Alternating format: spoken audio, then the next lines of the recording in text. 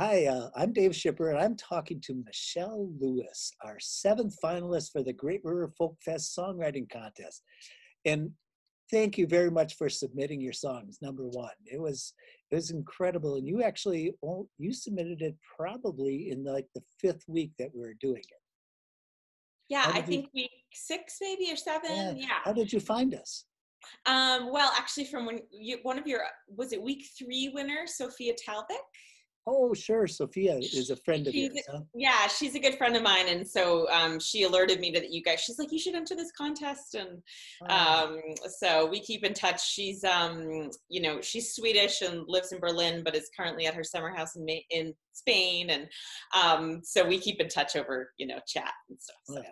I recently interviewed her, but I've hosted her for a house concert once before. Oh, amazing! Yeah, I do house concerts. I remember um, when when I was trying to decide to book her or not, I reached out to a different one that had done a house concert with her. It said, "Stop right now. Stop thinking about it and just do Yeah, it." I said, "Okay, get her in there. just do it." All right. Well, how are you doing during the pandemic, Michelle? Probably about as good as anybody else. I have up days and down days, and trying to stay positive, but the longer it goes on, and it's easy to get frustrated and feel a little stir crazy every now and then. My husband and I have went on the very early and very cautious side of things, and Mhm. so we really hadn't been leaving the house, haven't been leaving the house, haven't been seeing people, haven't been doing that. And, after 4 months, and then to have it all, thinking that it's going to get better, and then to kind of have, people that have different opinions about what's going on, kind of ruin it for you. It gets you down a little. So, so we're, like I said, we're trying to stay positive, and, but we're keeping busy, and I'm doing online shows, and, Well, and you said you're calling me from California. I thought you were out of Boston. so I'm from Boston, originally from Boston. Okay. Grew up in the suburbs, went to college in the city, stayed Mhm. there, another decade after I met my husband, and we moved to Los Angeles about 5 years ago. We just bought our Oh. first house, and yeah, we just were looking to do something different after my 2014 album came out. He quit his job so he could join me on the road. We, put all our stuff in storage, hopped in the car for like 7 months, and just toured and toured and toured. Wow. And so then, since we didn't have a place to live, we could really choose anywhere. And we thought, like, let's just do something total opposite from Boston. We're both East Coast people. He's from Sure. Philly, I'm from Boston. Yeah. But we just thought, let's go to LA for a little while. Check it out. Oh, cool. So. Glad you enjoy it. Let's get back to the songwriting side. You're so positive and upbeat, and Scars is such a sad song. It is so sad. Made me to a point where I didn't know if the committee would pick it because it was so sad. But then, I think I heard you in one of your live videos or something say something about the fact, but check the chorus. The chorus has a sense of optimism in it, and it does. Um, Yeah, I wrote the song for my grandmother, who had passed away. And I remember I'd kind of started trying to write the song about 10 years before she even died. Her health was kind of failing for a while. And, it's kind of the natural progression of things that you know, move your parents into, well, it was my mom's, mom, and, she was moving her mom into an assisted living, and, then that's a whole story for a while. And so I tried to write it a long time ago, before I really had all the information, before the story was really complete. And because my grandmother had a very interesting life, and kind of tragic, and for someone who writes sad songs, it's very, it's very appealing to write about. But when she did die, we all kind of got together for dinner that night, and her children were telling stories about her life, and some I had heard before, some I hadn't heard before. But they all remarked about that she had a very sad life, but she didn't let it bother her, and she never complained about it. And so that was what I held on to, you know, and that's kind of what to me a scar is, you know. And so the chorus is, you know, the verses describe her life, but the chorus says, you know, there's no point in keeping count of the scars, you know, which to me is kind of optimism in life. Like, yes, bad things happen, but there's no sense in dwelling on them. So, so which I think, you know, sometimes people miss that because of all the sad, you know, that is in the song. Well, to a point where I had it playing in my car because I had it on a playlist. My wife said, about I think the third or fourth verse, "This is too sad. Can you go to a happier song?" And that's not unusual for me. Thanks a lot. You can't listen to John Prine's old friend. Is it Old Friends? The song about John Prine and old people, or a smile in there, I think it is. She can't listen to that one anymore either. It's too sad. Sad to the best ones. I don't know, for me anyway. The best songs she just can't listen to anymore. Okay, so you have a decent library of music. What is your favorite song and why? I mean, I imagine picking a favorite song is like picking children. You know, they change depending on your mood and depending on when you wrote them. Usually like the newest song is always, you know, the one you're most excited about. And it changes from time to time for me. I think right now, my favorite song is just the last song on the latest album. It's just a little lullaby. And it's called Lay on My Pillow. And I like it because I wrote it, it's happy, first of all. And I wrote it, I was thinking about, you know, in our old neighborhood, my husband and I used to go for a walk every night after dinner, and it was kind of our time to kind of let loose the worries of the day. It was kind of like by the time we got done with that 2-mile loop, it was like we were complaining a lot the whole time, but by the time we got back, we were like, okay, you know, got that out, you know. And so that was kind of what I wrote it really quickly, actually, one evening in a couple of hours. And so I like that it reminds me of him. I like that it's kind of sweet and a lullaby. And it's really just about, you know, knowing that someone's there to share your life with.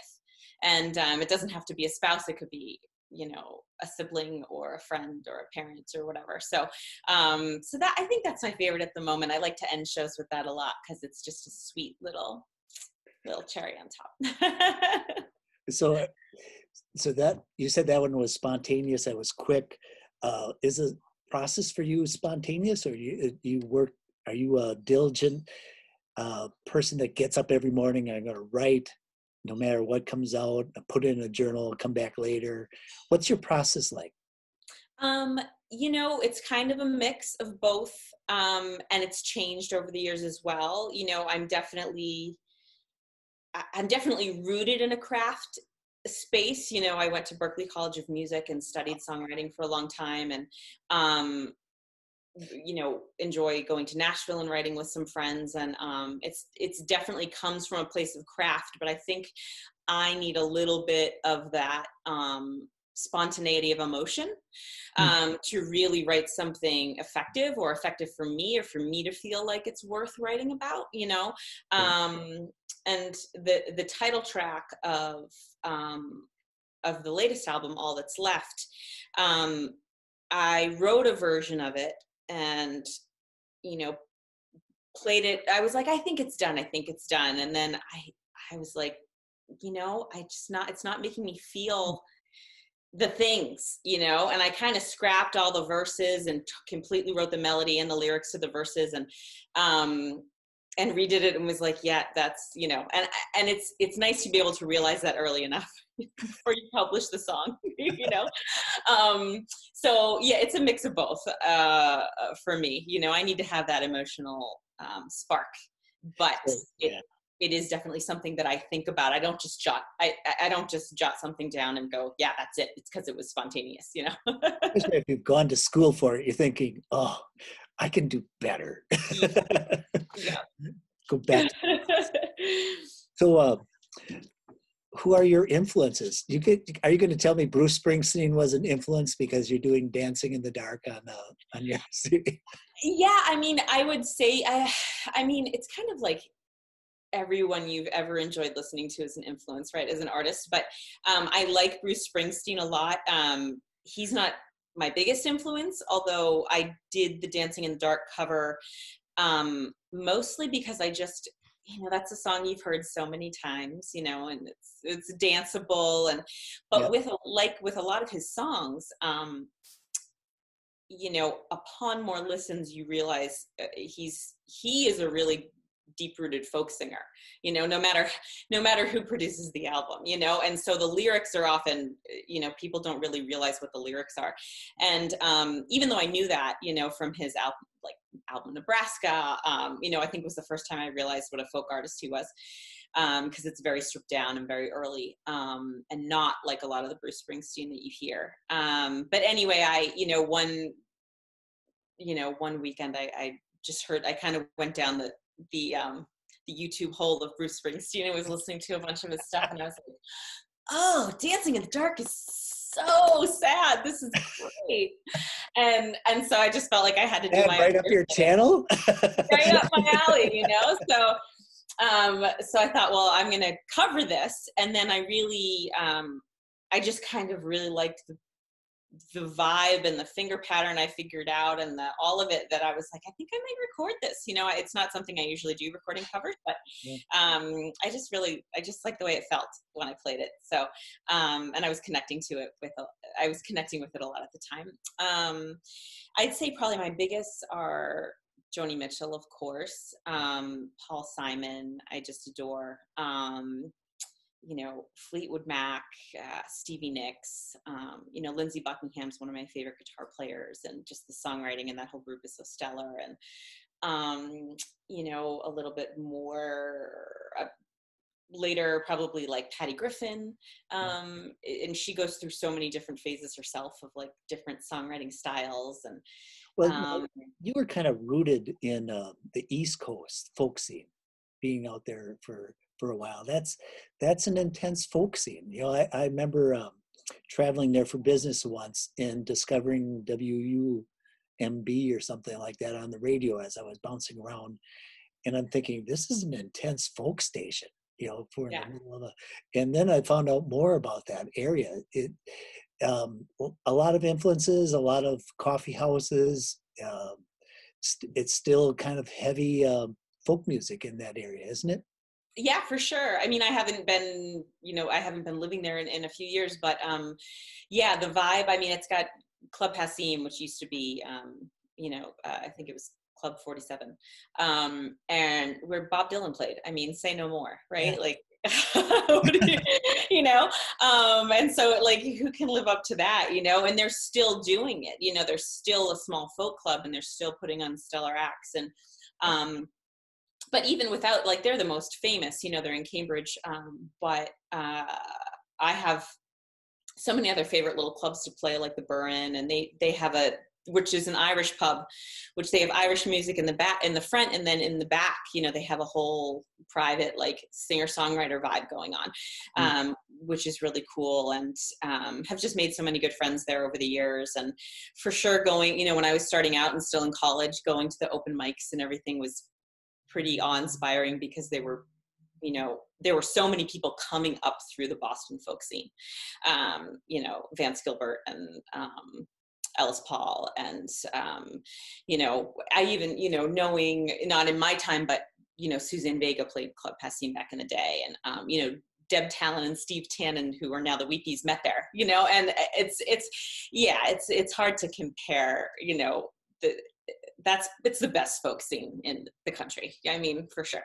Yeah, I would tend to think that, I think the traditional string band music might come from down south, but the folk music, kind of a singer-songwriter, is probably the strongest in that Boston area. Well, that is cool. So have you ever been to the La Crosse area with all your travels? I've been near the La Crosse area. How is near? There's good beer in La Crosse. I know. So I've obviously played Chicago, Minneapolis, and done the drive back and forth Oh, a sure. few times. I've played a couple shows in, is it Marshfield, Yeah, Wisconsin? Yeah. that's Um, more near Eau Claire. yeah, exactly. And so I've kind of been by, but no, I've never actually played in the La Crosse area. So Well, I, the folk fest that you applied your song to has been around for 45 years. oh wow. Yeah, the second year, the founder of it, Fred Starner, actually knew Pete Seeger and got Pete Seeger to the second folk fest. Wow, We've how had cool! What a great history. we tend to be more regional, but we've tried to tap out, and we're kind of a small folk fest, but we keep it going, and we keep making enough money to have it next year. The life It of a just, folk musician. it's not a lot of money, and sometimes it's a little less than what we want, but it's kind of fun, and I'll tell you what, the music itself, the music that we're on this journey, they seem to have a bigger audience. There seems to be more people who are looking for our acoustic style music, singer-songwriter, the string band music, which heavy traditional music. So it's kind of fun. It's been a great journey. I've been the fest chair for maybe the last 5 years. Okay, nice. So I think you've hit all my questions. Do you have anything else that you might want to talk about, or any other questions for us? No, I mean, I just hope I get to meet you guys in person someday when all of this Yeah. is Well, over. with 12 great finalists, including yourself, I'm not sure if you all can win, but I know I know you've definitely made an impact, and so many others have, that we're around for a long time. We're not going to, if we don't book you next year, we might book you the year after. And heck, I run this little house concert series that I might There just you book you. go. And actually being between the Twin Cities and Madison has actually allowed me to book people who I shouldn't book. The Pines played here once. Lindsay Lou and the Flatbellies played here, and those are some bigger names for a little house concert series. And I've grown it to about 50 people. So, and I can talk about that on this thing because we're also a fest sponsor. So. Nice. Excellent. Yeah, I mean, there's always, I think most people are surprised the quality of acts they can get, because the acts want to play for people who want to be there and want to listen and are so genuine. And that's why house concerts are probably my favorite shows, and so, yeah, I would love to play sometime. Now, So one of the questions that I've asked or talked to a lot of artists about is this pandemic and the listening. You just miss the audience interaction. Um, Fixing that anyway, or you calling some of your favorite audience and talking to them? Not yet, not yet, not quite. Although I have gotten, I think the first email that I sent out after the pandemic kind of hit, everything was on lockdown. I knew pretty quickly that my month-long Europe tour in May was not happening.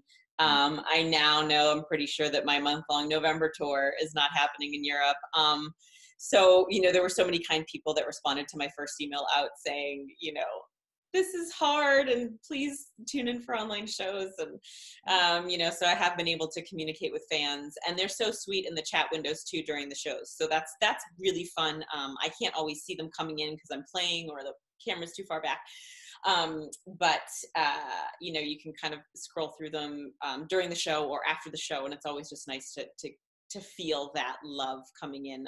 Yeah, because it is weird just stopping a song, and then nothing, just clapping. But I'm just imagining that it's out there. And so yeah, so I'm kind of at a point where I'm trying to decide whether I'm going to keep doing the free tip-based online shows.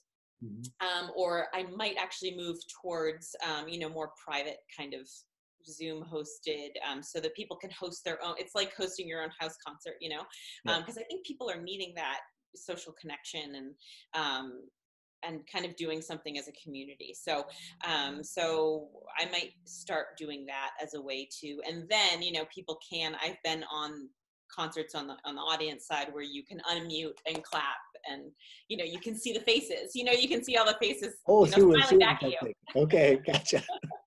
So it might be a little bit more rewarding, for to actually be able to see people again when I play. So yeah, but just keeping on with the trying to keep people engaged, and yeah, just do whatever you can to support musicians at this time, because I know everybody's struggling, but especially we know we're not going back to work. We're going to be the last ones. Yeah. So it's a little mind-boggling and defeating sometimes, but there are outside venues that are trying to figure it out. Social distancing, drive-ins. There are people who will continue to experiment and Sure. try to get people out there, and because there is a frustration of needing to do something that it's socially interactive. That Yeah. we are a social being. So Yeah, all right. absolutely. I really enjoyed this conversation, Michelle. Why do you sound so surprised, Dave? I'm not surprised. I'm just thankful. It's like, okay, we're picking another one. Real cool. I get to talk to Michelle Lewis. I wonder if she will say yes. Well, ditto. I enjoyed this conversation very much as well, and seeing everybody has been so kind with the contest and everything. So I'm excited to see who the other finalists are and listen to their music as well.